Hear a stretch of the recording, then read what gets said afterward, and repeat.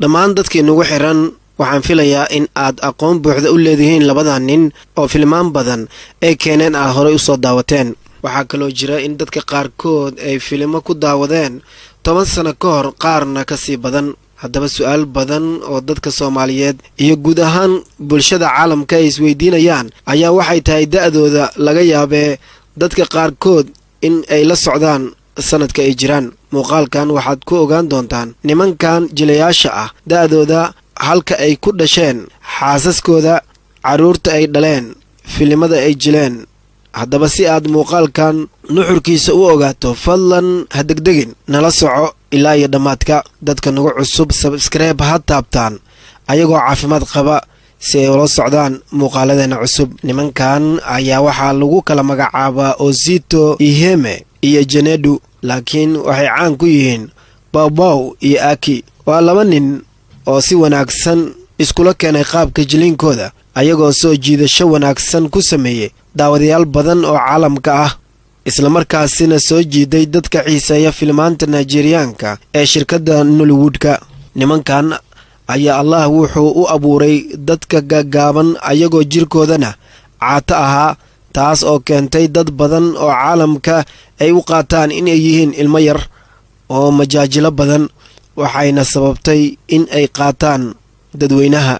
jilaaga Ozito ayaa waxa uu dhashay sanadkii 1982, halka Janedu uu ka dhashay 1977. Ozito ayaa waxa ay da'diisu tahay 37 sano jir, halka Janedu ay da'diisu tahay 41 jir. waxaa dhexdooda ku jira 4 sano. dadka qaarkood ayaa mooda labadan ruux in ay mataano yihiin, laakiin mataano iska dhaafee xataa isku qoys kama soo jeedaan. waxaa isku keenay qaabka ay jiliinka iskula keeneen, ayagoo inta badan jila filimada qosolka iyo majaajilada. badanaa waxay ku jilaan filimada carruur la dhalay, ayagoo iskuul aadaya iyo wixii la mid ah, taas oo sababtay dadka qaarkood inay carruur u aqoonsadaan. filimkoodii ugu horreeyey oo ay isla jileen waxay soo saareen sannaddii 2002, waxaana lagu magacaabi jiray Aki na Ukwa. filimkan ayaa waxa uu ahaa filim komedi ah, wuxuuna soconayay muddo 128 daqiiqo ah. wixii waqtigaasi ka dambeeyey waxay bilaabeen inay filmaan badan isla sameeyaan. 2007 ayay abaalmarin guddoonsiisay shirkadda filimada African Movie Academy Award, ayagoo wixii waqtigaasi ka dambeeyey bilado kale ku guulaystay.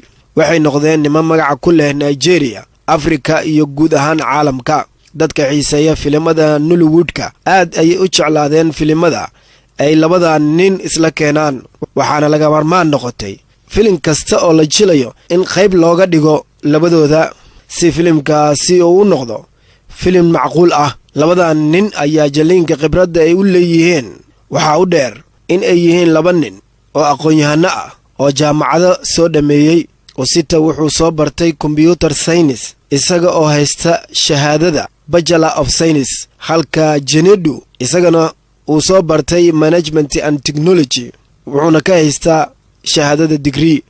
labadan nin ayaa aqoonta ay leeyihiin iyo jaliinka oo keliya aysan ku koobneen, waxayna ka mid yihiin oo lagu tiriyaa maalqabeennada Nigeria. Ozito ayaa waxaa la sheegay in uu haysto 3.5 milyan oo dollar, halka Janedu isagana uu haysto 3.2 milyan oo dollar. tan iyo markii ay bilaabeen jiliinka filmaanta ayaa waxay soo saareen ilaa iyo 49 filin oo isla jileen. Ozito ayaa xubin muhiima ka noqday dowladda dalka Nigeria, waxaana u magacaabay madaxweynihii hore ee Nigeria Goodluck Jonathan. Janedu ayaa xaas guursaday sannaddii 2011, waxaana loo hayaa 1 wiil, halka Ozito oo gabdho badan uu xiriir la sameeyey welina ma uusan guursan.